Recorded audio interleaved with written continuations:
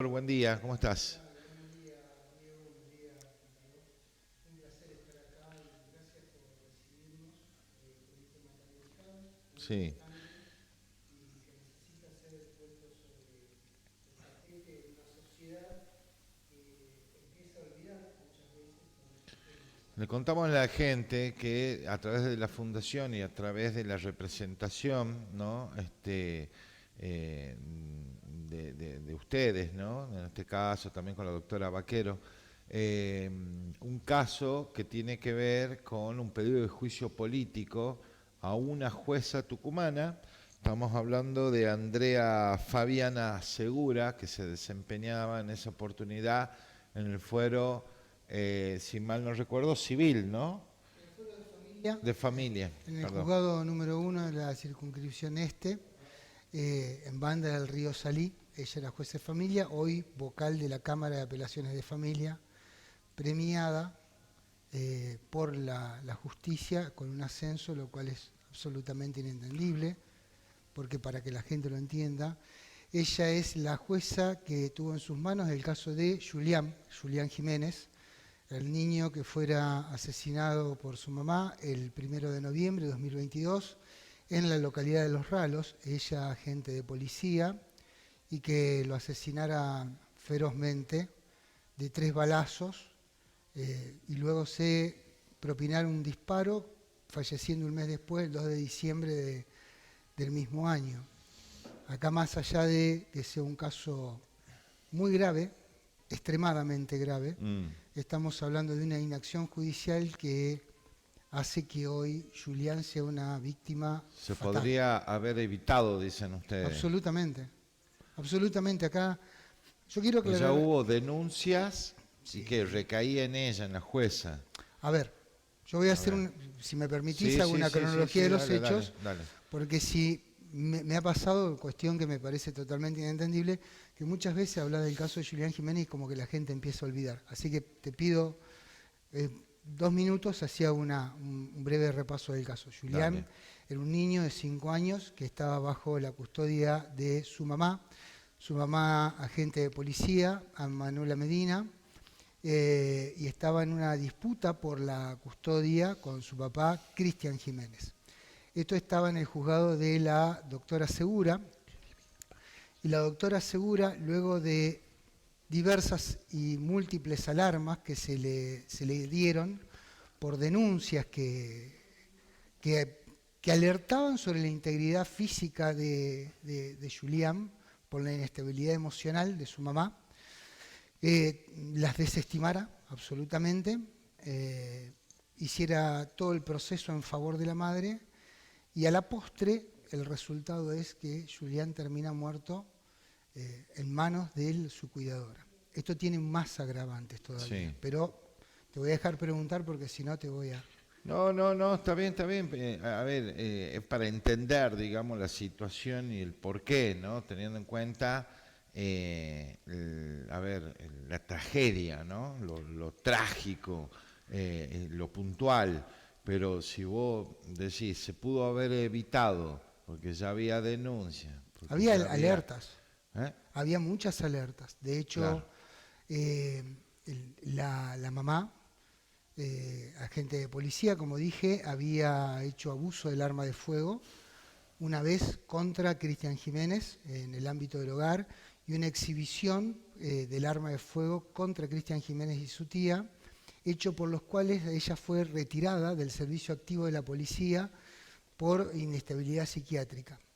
Luego de 2 informes del psiquiatra de la policía de la provincia de Tucumán que dicen que ella no debía ser reincorporada al servicio, aparece un tercer informe de una psicóloga privada.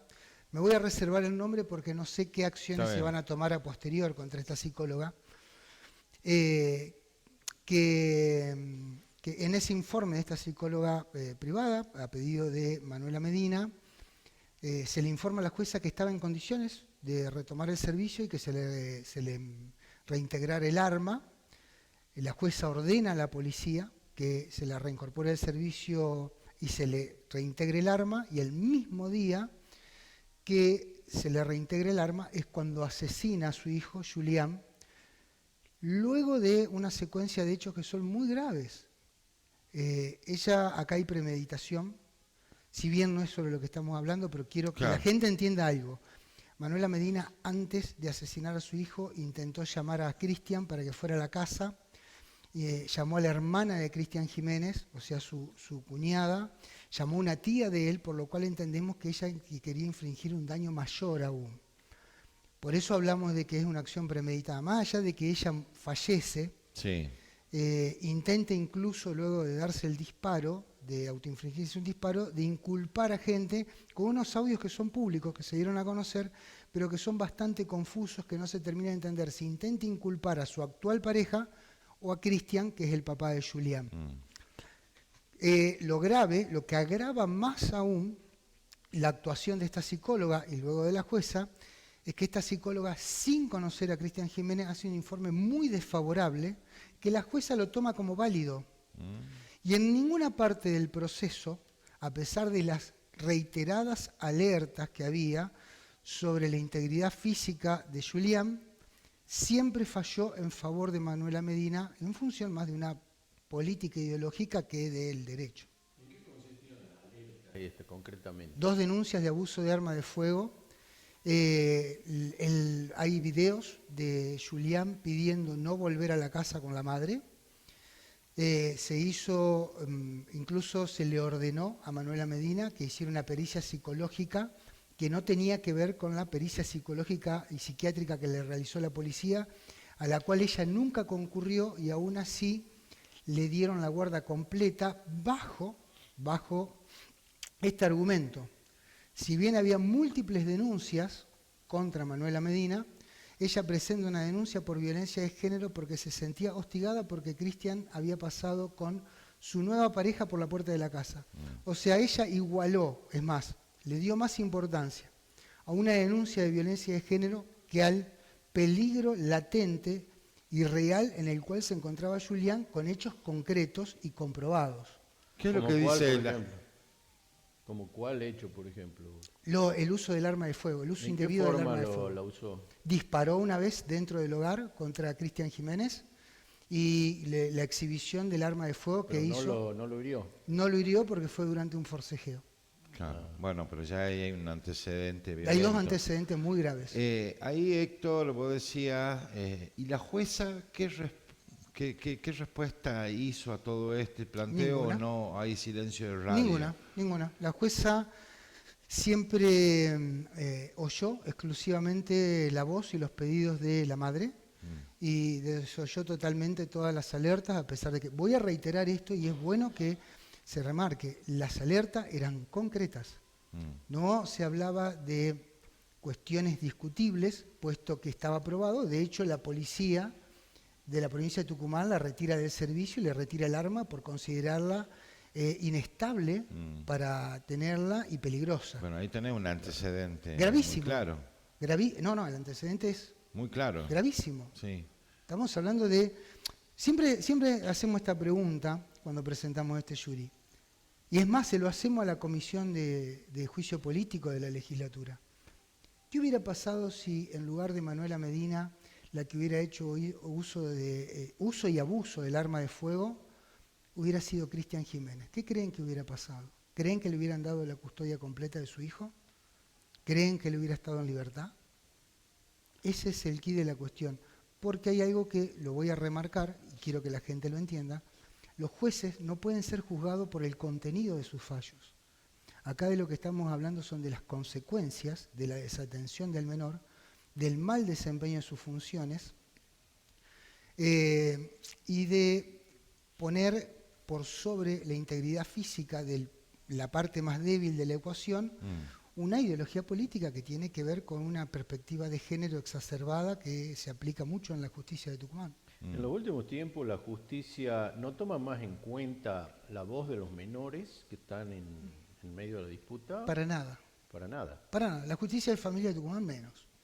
Ajá. De hecho, quiero decir que hay una ley que surge del Pacto de San José de Costa Rica, que Argentina está adherida en la Constitución, que es la 26.061, que dice que siempre que haya un menor en una disputa, en un divorcio contencioso, se debe hacer una audiencia dentro de los 10 días corridos, desde la primera intervención de la justicia. Y muchas veces esa audiencia se hace a los 2 años, 3 años o nunca. Bueno, el menor muchas veces nunca se es escucha. como habitual, ¿no? La demora en el proceso judicial, ¿no? Es como que ya es una costumbre, ¿no? En algunos determinados casos es mucho más rápido, pero No conocemos ningún caso que la audiencia se haya hecho dentro de los 10 días. Luego de investigar exhaustivamente a la justicia de Tucumán, no conocemos, no hay ningún caso que nosotros podamos recabar dentro Héctor, de ¿el los plazos. pedido está hecho ya en la legislatura desde cuándo? El pedido está hecho desde hace 10 días, ratificado en el día de ayer, que se pidió la ampliación.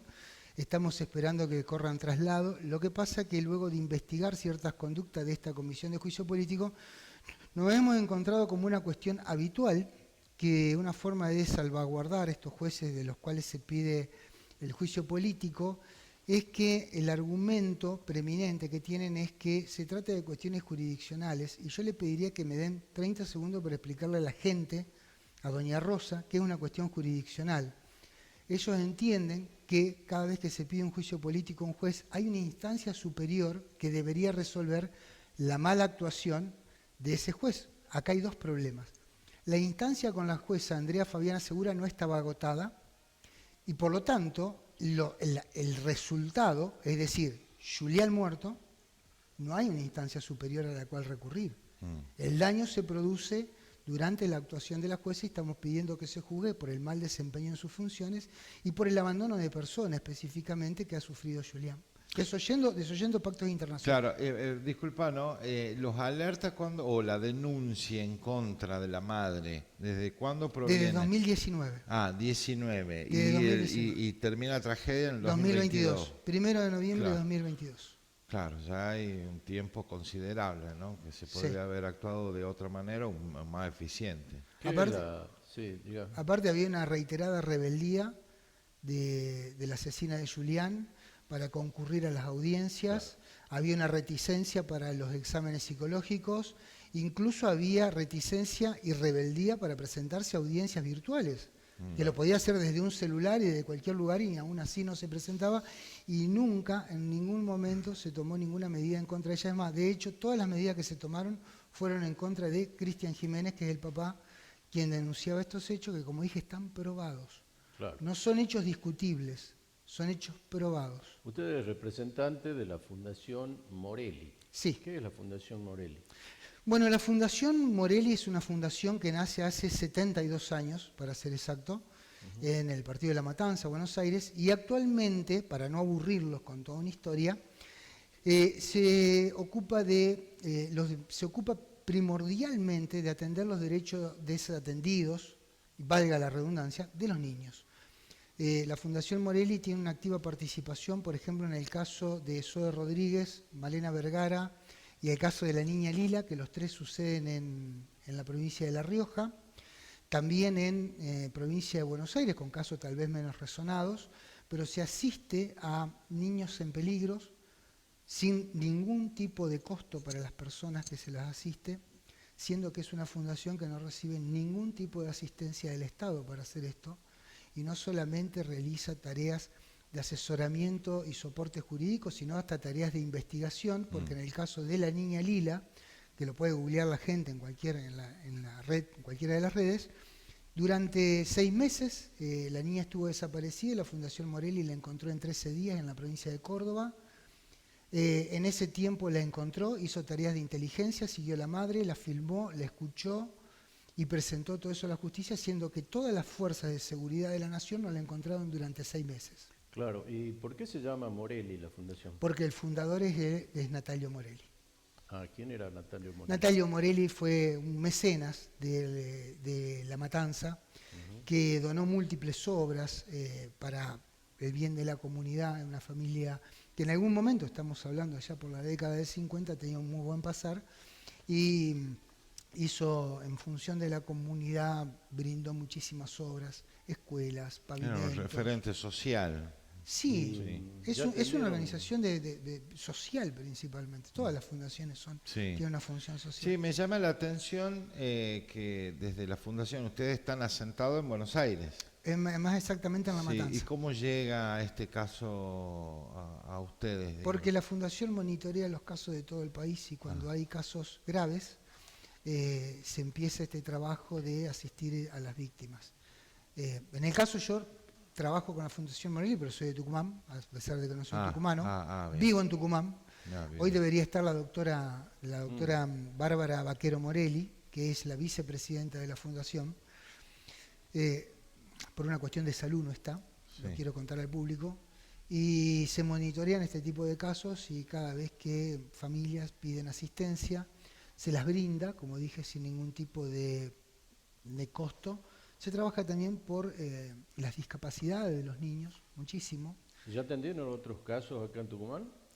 Es el primer caso que vamos a atender acá en Tucumán porque entendemos que es de una gravedad altísima. Se ha venido monitoreando el funcionamiento de la justicia tucumana. Entendemos que hay un funcionamiento deficiente, por decirlo suavemente, cuando no totalmente parcializado, que lo vuelve absolutamente peligroso para la sociedad. Sí. Realmente peligroso. Y cuando hablamos de peligro no hablamos solo de los niños. De hecho, estamos hablando de una niña que le dieron la tenencia a una supuesta madrina, que termina violada y quemada. No sabemos por qué la justicia actuó de esa forma. Tenemos el caso de Julián. Está claro que esto debe ser atendido porque es aún más grave que el caso de Lucio Dupuy, porque en este caso hubo alertas concretas. Claro, Concretas. cuando la justicia actúa correctamente y hay un desenlace de estas características, siempre hay consecuencias para el juez que estuvo tratando el caso y que se lo hace responsable de esto, ¿no? Es que nosotros lo que buscamos es lo siguiente. Si bien hay un blindaje corporativo por parte de la justicia, de sus magistrados, y entendemos que no se puede atacar a un juez por el contenido de sus sentencias, sí entendemos que la reiterancia en la inobservancia de la ley debe ser castigada por parte de los organismos competentes.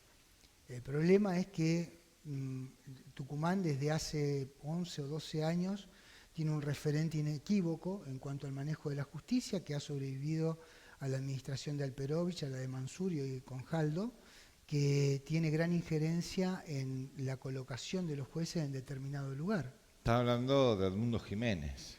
No lo puedo nombrar porque no tengo... A ver, nosotros no contamos con las pruebas suficientes para atacar su posición, pero está claro que Edmundo Jiménez, Pirincho Jiménez, como se lo conoce, ha sobrevivido a 3 administraciones, por lo cual tenemos que entender que sabe dónde están enterrados los muertos. Perdón por por ser tan figurado. Una metáfora es. Es una metáfora, lo que pasa que, a ver, entendamos algo, es gravísimo lo que pasa en Tucumán, gravísimo. Sí. Y no pasa desde hoy. Nosotros hemos monitoreado, por ejemplo, el accionar de la doctora Martínez de Albarracín, que hoy está jubilada, el doctor Stoyanov, que fue múltiples veces denunciado y terminó removido por una pelea callejera, y la doctora Abraham, que renuncia antes de ser removida por la Comisión de Juicio Político que comandaba el legislador Ferrazano, y hoy se encuentra primera en la terna para volver a ocupar la Cámara de Familia, lo cual a nosotros nos parece absolutamente inentendible, y les voy a dar algo más, si al periodismo de Tucumán le sirve, que lo he encontrado y es de público conocimiento. Las charlas sobre género que se daban dentro de la justicia de Tucumán las daba la doctora Abraham, la doctora Rey Galindo, alguien muy controvertido en la justicia en Concepción, y adivinen quién, Andrea Fabiana Segura. ¿Cuál es el problema? Todos estos jueces que se remueven son profesores en la facultad, y hoy los jueces que están ocupando sus lugares, que aparte, hoy ya voy a explicar algo que es muy importante, son adoctrinados por estas personas. Y hoy hay algo muy grave en Tucumán, que es la creación de esta GEAF, que es una entelequia muy difícil No existe. es muy difícil de describir esta entelequia que han hecho con la GEAF, en donde hacen lo mismo que hacen con los fiscales penales. Los empiezan a mover, intervienen unos y otros para diluir las responsabilidades sobre ¿Vos decís quién que la debe caer. justicia tucumana es corrupta? Absolutamente. Pero es corrupta. corrupta de la peor manera. No, por eso te digo, Quiero- bueno, es algo que nosotros venimos diciéndolo hace mucho, no es de ahora, de hace muchos años. Hay una corrupción O que sea, es mucho digo, peor que la económica. porque la burocracia judicial también hace a la corrupción. A ver, ¿No? la justicia tucumana es corrupta ideológicamente. Y lo digo con todas las letras. Y tenemos muchísimos fallos, pero fallos que son realmente increíbles. Fallos de la justicia civil. Ahora, no estamos hablando solamente de familia y lo penal, ¿no? Y lo penal. Que hubo un fiscal como Ignacio López Bustos, que es fiscal de homicidios, que en algún momento fue fiscal de género, que fue fotografiado en un mitin de Ayelén Macina que se hizo en Tafí Viejo, en la hostería de Tafí Viejo, y cuando fue abordado para preguntarle qué hace ahí, un fiscal que debería ser, que si bien es representante del Estado, es representante de la investigación, no del acusador, y es un fiscal que da una nota donde dice con muchísimo orgullo que las fiscalías de género, hoy desaparecidas, todos los días emiten 50 medidas cautelares de protección de personas. Y lo dice con orgullo y estamos hablando de un verdadero escándalo. Estamos hablando que solamente en la circunscripción Tucumán se dictan 50 medidas cautelares por día de protección de personas. Algo así como 18.000 medidas al año tiene la provincia de Tucumán, de las cuales el 80% son personas inocentes, pero en las 18.000 casos se dictan medidas cautelares. Entonces, se restringe la libertad de las personas en beneficio de una ideología política. Y hay casos realmente trágicos, como el de Julián Jiménez, en donde la aplicación de una ideología política termina con su muerte. Ahora, ¿alguien me podría explicar cómo un niño en Ranchillos, un lugar que... ¿Cuántos habitantes tiene Ranchillos? ¿2.000? ¿1.500? ¿Desaparece durante un año y nadie lo ve? Claro. ¿Alguien me puede explicar cómo le dan la guarda de esta niña de Lules a alguien que dice ser la madrina? Es decir, que si yo mañana me presento y digo que soy Superman, ¿me van a creer? Y estas medidas cautelares que se toman aparentemente con mucha ligereza, ¿en qué se basan? ¿En una simple denuncia? Es una simple denuncia. Porque lo avala la ley de género. Es que ese es el problema. No hay ley. Vamos a empezar por esto. ¿Puedo dar un ejemplo? Sí, La ley sí, de por género, favor. ¿qué contempla? A No, ver, es que por eso digo, porque es tan amplio que termina perjudicando incluso, bueno, a ver, sabemos que hay mucha violencia, Hay violencia. del hombre hacia la mujer, que ha existido mucha violencia durante miles de años. Ahora, esta ley de género, ¿qué es lo que muestra? Si va caminando por la vereda del frente, yo mañana vengo y te acuso a vos y digo, me violó el doctor fulano de tal, y me creen a mí, directamente vos vas detenido, sin pruebas, sin antecedentes, sin nada, directamente. hay algo- Digo, una violación por decir, pero capaz que digo, me pegó, A ver, me insultó. entendamos esto. Primero, no existe una ley de género. Existe una ley Micaela que habla sobre capacitación en todos los niveles del Estado y existe la ley 26.485 que es de violencia intrafamiliar, que tiene una verdadera contradicción de todo el derecho, el compendio de derecho que se puede hacer a cualquier nivel, que es la inversión de la carga de la prueba. Cuando todos sabemos que lo único que se pueden probar son derechos positivos. Yo no puedo probar lo que no hago, y la ley 26.485 invierte la carga de la prueba por el solo dicho de la mujer. Quiero que entendamos esto. No existe la ley de género. De hecho, no existe en ninguno de esos famosos tratados internacionales que se nombran con tanta liviandad, la CEDAW, Belando Pará o la regla de Beijing. No existe en ningún lugar nada escrito que diga que debe haber preeminencia de la mujer. Eso se ha dicho en forma verbal, nunca escrita, porque siempre se ha dicho que lo que se debe procurar es la igualdad, no la preeminencia, porque en todo caso lo que estamos haciendo es valorar una vida más que la otra. Es decir, ¿la vida de la mujer vale más que la del hombre? Y ahora, hay otro problema, ¿no? Hemos tenido un Estado totalmente abusivo en cuanto a la persecución de los delitos de género, que ha invertido sumas estrafalarias Es decir, está aprobado, está probado, está dentro de los presupuestos, lo pueden buscar en el presupuesto de la Nación 2022, porque el 2023 nunca fue publicado, que se invirtieron 20.000 millones de dólares en políticas de género. Ahora, si alguien me puede explicar por qué van 500 millones de dólares al Ministerio de Agricultura para políticas de género, con mucho gusto lo podemos discutir. Pero esa es una de las tantas cosas que podemos discutir. Hay una cuestión abusiva. Claro, capaz que no está mal la ley de género, lo que está mal... Está pésima.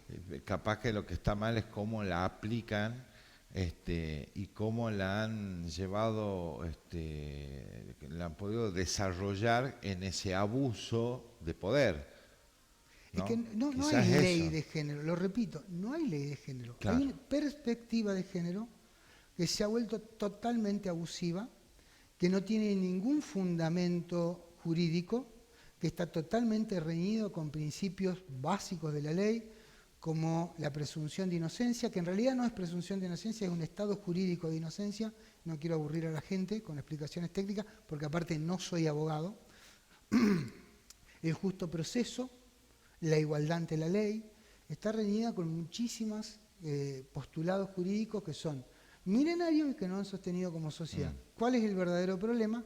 El verdadero problema es cuando surgen casos como el de Julián que no son aislados y que hoy no podemos saber cuántos casos, cuántos niños más como Julián hay en peligro. ¿Cuántos niños más hay en peligro? ¿Qué tenemos que esperar? Hablé en 30 segundos de 3 muertes atroces. ¿Cuántas muertes más de niños hay que no se denuncian? No, sí, hubo casos, varios casos. En Tucumán hubo varios casos. Muchos. Lo que pasa es que no fueron noticias o no se dio a conocer, pero sí hay muchos. ¿Te acordás, Ricky, el caso de esta mujer que también intentó suicidarse luego de desgollar a sus 2 hijos? Fucilieri, Nadia Fucilieri, la enfermera. La enfermera. La enfermera Nadia Fucilieri, que asesinó a Pía y a... Me sale Emiliano, pero no es Emiliano el nombre del niñito. Sí, sus 2 hijos. Sus 2 hijos en el año 2016 y que a ella no se le han aplicado los agravantes, porque hay muchos agravantes en esto, la premeditación, la alevosía, no se le han aplicado y se le ha dado una pena de perpetua simple, con lo cual creemos que la justicia de Tucumán es absolutamente parcial. Y esto es muy claro. Así como hay estadísticas de femicidios, hay estadísticas que muestran que las penas para hombres y mujeres por el mismo delito son mucho más graves para los hombres, pero hay cuestiones que se ignoran. Por ejemplo, no hay estadística de cuántos hombres mueren a manos de mujeres. No hay estadísticas, y de hecho sí, la Fundación Morelia ha trabajado en algo, y en esto te pido permiso para 20 segundos más, que tienen que ver con las estadísticas de filicidios. Y a pesar de que es imposible acceder a las estadísticas oficiales, con las estadísticas que se han podido aunar de todo el país, que son más por noticias, por seguimiento de casos y demás, hemos determinado que el 85% de los filicidios, es decir, de los asesinatos de niños a manos de sus progenitores, lo cometen madres. ¿Y ahí qué hacemos con la violencia de género? ¿Y las niñas que mueren no tienen derecho de género? Sí, a ver, acá, porque si no parece como que uno inclina y dice, pone al hombre como la víctima y la mujer como la victimaria, cuando en realidad estamos apuntando al aparato digestivo judicial, digamos, Exacto. que es el responsable de tomar todas estas decisiones de fondo, en forma inmediata, mucho más rápida, en forma más contundente y sobre todo la importancia en determinados casos, ¿no? El ejemplo que vos estabas dando, y por eso el pedido de juicio político contra esta jueza es real. Si hubo alerta o hubo llamado de atención constante, reiterado, por lo menos durante 2 años antes de que suceda el crimen, la verdad que tienen toda la responsabilidad. Es el reflejo hoy de lo que está pasando ante la sociedad por parte de uno de los, o el poder más importante en esta vida democrática, ¿no? Quiero decir algo porque, bueno, recién lo que decís es muy bueno porque tal vez uno no lo nota cuando habla. Nosotros no, desde la Fundación no esperamos que el hombre sea puesto en el lugar de víctima. De hecho, nosotros queremos que las víctimas, sean hombres o mujeres. Se defienden hombres y se defienden mujeres por igual en la Fundación. Se defienden niños y niñas de la misma manera, porque entendemos que el colectivo, por decirlo de alguna manera, más vulnerable que existe en la sociedad es la niñez. Entonces hay que entender algo, el hombre no es víctima, para nada. Lo que tenemos que hacer es poner en pie de igualdad a las personas, sin importar el sexo, porque ¿cuál es el verdadero problema? La mujer, que es realmente sometida, golpeada, violentada, se pierde en un mar de denuncias porque no se saben cuáles son verdaderas, cuáles son falsas, y se ponga la cantidad de gente que se ponga, no hay ninguna medida que pueda proteger. La verdadera víctima está desprotegida y te voy a decir por qué, Diego, y ya con esto no quiero ocuparte todo el programa. La medida cautelar sirve en tanto y en cuanto haya una persona dispuesta a acatarla. Claro. El verdadero violento, vos le podés poner todas las medidas cautelares que quieras y no las va a acatar. La persona que es violenta, sea hombre o sea mujer, no va a acatar una medida cautelar. Sí, entonces, el verdadero problema es que la justicia termina fumando debajo del agua, tomando casos resonantes para dar la sensación de que trabaja y de que protege, cuando en realidad está invisibilizando a las personas que realmente la necesitan y sobre todo... Y de esa manera genera más daño. Te agradezco por esta visita, muy buena la charla, interesante. Bueno, esperemos que tengan respuesta por parte de la Comisión de Juicio Político, me imagino, o de Asuntos... De Juicio Político, se llama Comisión de Juicio Político. Bien. Y que tengan respuesta, digamos, para poder avanzar y que se discuta y que se ponga a la vista de todos, ¿no? Porque merece debate estas situaciones. Bueno, acá dijiste algo. No es la Fundación Morelli la que espera respuestas, si bien trabajamos mancomunadamente, trabajamos muy duro para poder visibilizar estos casos. Es Cristian Jiménez, en primer lugar, es Julián Jiménez como la víctima principal, pero acá hay una víctima que es rehén de estas posiciones, que es la sociedad, sin importar si somos hombres o mujeres, porque... Cuando se protegen este tipo de conductas, los magistrados lo que hacen es darnos inseguridad para recurrir a quien debería resolver nuestros problemas, porque con qué tranquilidad recorremos a la justicia si en lugar de ayudarnos a resolver los problemas, los exacerba y los lleva a un punto de ruptura. Claro. Muchas gracias, Héctor. Muchas gracias. No, por favor, gracias a ustedes por este espacio. Bien. Nos vamos y ya enseguidita, Ricky, prepárate ahí la batería de notas que tenés ahí preparadas para recordarle del ámbito.